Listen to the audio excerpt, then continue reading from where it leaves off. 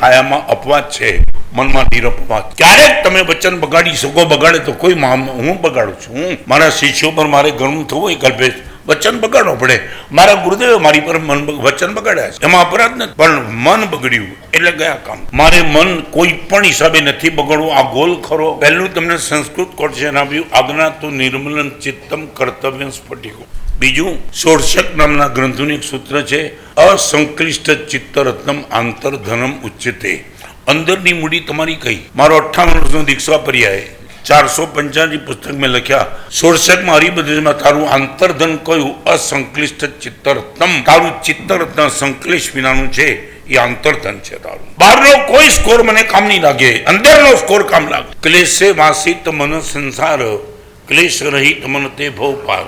આ જન્મમાં મારે મોક્ષનો અનુભવ કરવો હોય તો ભગવાન કહે છે એક કામ કર, ક્લેશ મુક્ત મન એ જ મોક્ષ.